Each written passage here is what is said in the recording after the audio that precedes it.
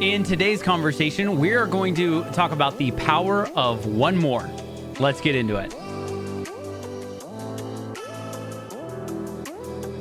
Welcome into the Bears and Lions podcast. I am your host, Kyle Vaught, and this is the podcast where we challenge our present by viewing our past. I'm a firm believer that our greatest future lies within the correct view of our past, because when we actually look at all of the things that we've gone through, it's all been practice. It's made us stronger. It's made us better. There are some things we've gone through that we have forgotten how incredible those accomplishments were. Maybe it was learning an instrument. Maybe it was learning another language. There are things that we can draw from and say, wow, that was actually really, really cool. And it'll give you the confidence to step into your present. Maybe you've got something going on. Maybe you want to go for a job or an opportunity, maybe an internship, and you're not sure that you can. I guarantee you can, and your correct view of your past will give you that confidence to step into your future. And that's exactly what we are going to do today, is we are going to step into our future together. And I had a great conversation with a friend last night, and I really just kept thinking about the power of one more. And we were talking about some of the things that person's accomplished in their life and who inspires them. And they mentioned that they inspire themselves from their incredible accomplishments. And when I talk about incredible accomplishments, there are just some that honestly are just awe-inspiring and exciting. They really are. And I can understand why that would be inspiring. And you may say, isn't that narcissistic? Absolutely not. Being able to correctly view that you've done really hard things, it doesn't make you better. And it wasn't that it was coming from a standpoint of that person thought they were better than anybody. It was just that excited them at the fact that, hey, I've lost this weight. I've made a change in my life. I have a better mentality and a better boundary for not just myself, but that I carry with myself for others. And it really inspired me. And I just thought about all the things in my life where, what were some of those key moments that I'm really proud of? And one of the things that I am really proud of is one more. It's the power of one more. And it's something that my dad has always taught me and my siblings and my parents always instilled in us, but I didn't really get to experience it as much until later in life. And we're going to go back into the life of Kyle here. And I haven't shared too much about my life, but this is kind of one of those stories where you get a little taste of the things that I've done. So circa 2015, I'm in Lake Charles, Louisiana, down on the heel of the boot of Louisiana, closer to Houston. There's the Golden Nugget and the LaBerge Casino there. And then there's a Panera Bread right outside of the casino area that I helped open in 2013. And in 2015, I was working at this Panera Bread again, and there was some issues with management and hiring people, and I was a manager, and the general manager was working there, so it was just us two. And it was probably day 25 in a row of waking up at 3:45. I opened the store, and then the general manager would work either a mid-shift or he would close the store. And then another manager would help us either work mid-shift or close the store. But it was just two of us that was there. The third manager would literally just be there for a certain amount of time. And it was really wild. It was a really wild time. And I just remember I worked 31 days straight, waking up at 3:45 in the morning to open the cafe, because nobody else could open the cafe except myself. I was the only other manager that could. And I just remember getting to a point where I wanted to quit. I couldn't do it another day. I was so tired mentally, emotionally, physically, spiritually. I was just in a mentality of like, I couldn't process or think. I just kept doing it. And I, to this day, I know it's because of the power of one more. But to this day, there were some moments where I just thought, what am I doing here?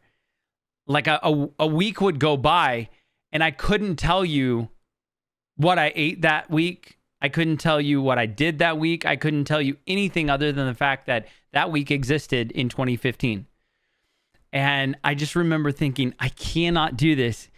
And about day 25, I remember walking into the cafe and I saw a baker who was having a rough time too. And they were exhausted. And I just remember thinking, one more. Because I would come in the morning and the bakers have been working all night, and I would blast music and sing and dance and try to, keep the mentality and the morale up for all the workers that were working. because it wasn't their fault that this was going on. And it wasn't anything that they can control. So I never wanted to allow that to affect their work experience or their job. So I would go in dancing, whatever I needed to do to get people awake in the morning. The bakers and I would have like a dance party at 5:30 in the morning. We'd listen to all sorts of old good songs. Oh my gosh, down memory lane. But I just remember seeing that the bakers were also going through it as well. And I just thought, one more. I don't know how long I'm going to keep this up, but I'm going to at least do it for one more. And that mentality started to stick, and I was able to stick it out there. And I did. I worked for that Panera Bread for quite some time, and then I ended up switching to a new Panera Bread. And fast forward a little over a year, or right about a year time, I decided I wanted to go back to school. So I was working at a different Panera. They had plenty of managers, and I knew now is my time. I've done everything I needed to, and I wanted to go back to school. So I went back to school for digital media, and with a focus on performance, I wanted to go for sports broadcasting. And so it was just this beautiful time of where I was like, it's new. I got a new experience, and I'm a little older now. So I was 27 at the time when I went back to school, and I was leading into my second year. And there was a book that really impacted, and it actually visualized that idea of one more. And I hadn't ever really visualized it. Now I knew the mentality of like one more. My dad used to always say, sleep on it, right? If I wasn't really sure if I wanted something or if I wanted to spend the money on it, he'd say, sleep on it. Just one more night. If you want it tomorrow, then go get it. And there's such good advice, like such good advice. Is if you are not sure about a purchase or anything else, you're just questioning, one more night, sleep on it, allow yourself to kind of just process. If you still want it after you've taken an extra day of sleep or rest or thinking on it, then go buy it. Don't delay anymore. Just do one more. Just do one more, and that's it. And then make your decision. That works for really tough decisions as well, by the way. So really tough decisions, don't become inactive in a decision. So there is I'm just going to wait one more, and then I'm going to wait one more. I'm going to wait one more. And then it's a procrastination of making the decision. And then it's an avoidance of making the decision. So make a time frame where you say, okay, 24 hours. At the end of that 24 hours, whatever I'm deciding, I make that decision right then and there. You're going to see a lot of benefit from the decisions that you make because you're not going to delay. Yeah, you might make some mistakes. I promise everybody's going to make mistakes along the way. But because you're going to make much faster decisions and more decisions, you'll start making more better decisions than you will worse decisions. I know Alex Hormozy always talks about where it's like the decisions that we make that take 7 days, we make in 1 day. And so while one person may make one big decision in a week, we're making 7 decisions in a week. So it's learning how to train your body. You say 1 day, that's it. That's the time I have to think about this. We're going to make a decision. We're going to stick to it and move forward. Anyway, I digress. Moving back to school. So I was going into my second year, and this book by Erwin McManus, who is one of the most influential people and speakers that I have had in my lifetime. I've read most of his books. There's a few that I haven't. He actually just released a book called Mind Shift. So you definitely should pick that up. It is an incredible, incredible opportunity for us to learn from him. I've already ordered mine. I have not read it yet because it just came out the other day. But when it comes in, I'm definitely going to read it. I'm sure I'm going to talk about it on the podcast. I promise. But this book was all the way back in 2016 that he released. It's called The Last Arrow. And in the book, Erwin talks about a story of a king that had some enemies, and a prophet came and said, here, you need to take these arrows. And he gave him some arrows, and he said, you need to strike the ground with them. So the king was like, okay, this is a prophet. I'm going to do it. So he strikes the ground 1 time, 2 times, 3 times, and then he stops. And, he wasn't really given any instructions. He just said, okay, I've got a bunch of arrows. 1, 2, 3. All right, now what? The prophet got a little bit upset and was like, look, every single time you struck the ground, that was a victory that you would experience. So since you've only struck the ground 3 times, you're only going to experience those 3 victories. And the point of the story and the point of the book was those opportunities don't happen often. We don't get those opportunities all the time in our lives where it's like, hey, if you do this, then this will happen. You don't get the opportunities where it's like, this is your big break. This is your 15 minutes of fame. What are you going to do with it? And the point is to prove that when those opportunities come along, and they are rare, be at least be able to see and understand that those opportunities are taking place. Because if the king knew, oh, this is an opportunity, I don't have instruction, I'm just going to keep doing what I was told to do until I'm told to stop. We should strike and strike and strike and not even leave the last arrow. That's the point of the book, was just going until there was nothing left or until you were told otherwise. And I think that is where discipline in our day and age, nowadays, right? We bring this to nowadays, and we bring this into our lives and how it impacts and affects us is you do something, whatever that might be. Maybe you do want to go to the gym. Maybe you do want to learn a language. Maybe you do want to get better at a different job. Maybe you want to learn a complete new skill. Whatever that might be. Maybe it's going to school for you, right? Maybe you're trying to get a full scholarship on some type of academics, or maybe you're an athlete and you're trying to get a scholarship for football or a sport of any kind, baseball, softball, name it. Whatever that looks like to you when you're focused on that. What is your dream job? What is your dream that you want to pursue? Are you striking and going for it day in, day out until somebody tells you no, or until somebody tells you otherwise? And I love this mentality, because I remember when I read this book, I thought, that's it. That is what that one more is.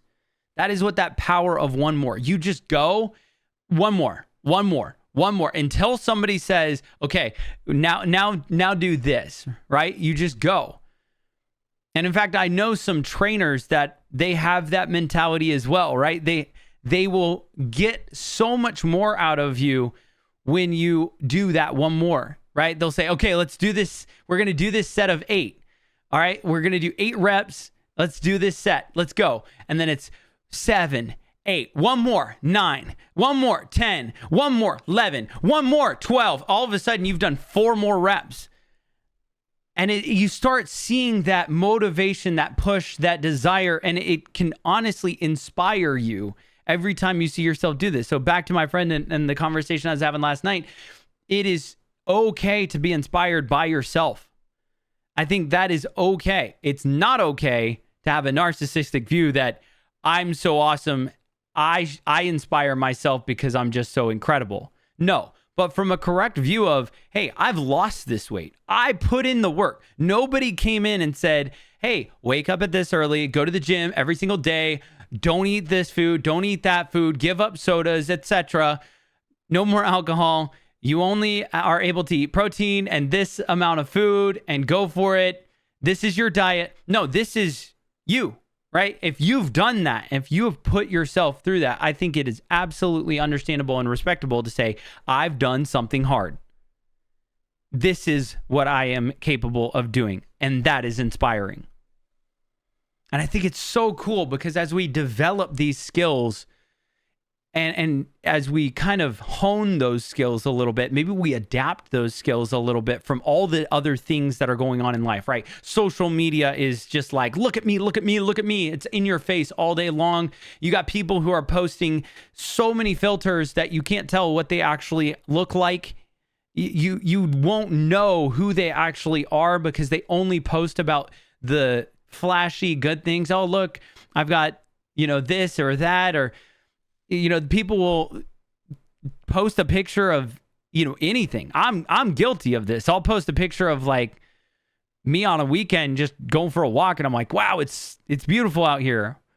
But like I'm on a walk clearing my head thinking, this is really hard. Maybe I've gone through a really rough week. In fact, this last Sunday, I took this awesome picture at the park. I go for a walk on Sunday mornings and I listen to podcasts, and I took this beautiful picture and I never posted it because while I'm walking around and I'm getting sun and it's beautiful and the birds are chirping and kids are playing at this park. It's a really cool park and I love it. It's just like this family vibe. It reminds me of like going to the park as a kid, and it just makes me happy and smile.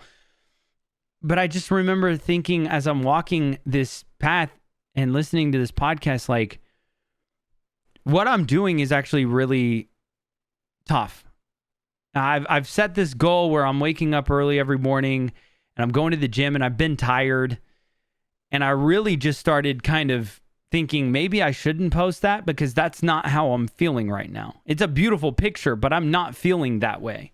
So I didn't post that picture because I didn't think that it was a reflection of what my emotional status was at the time. And I don't want to be fake, even on social media. I don't want to post, oh, here's my nice days. No, I'm okay with posting the tough days too. And maybe I just called myself out where I should have posted something and said, even though it's a bright, beautiful day, I'm still questioning whether or not what I'm doing is best for me or if it's something that is helpful.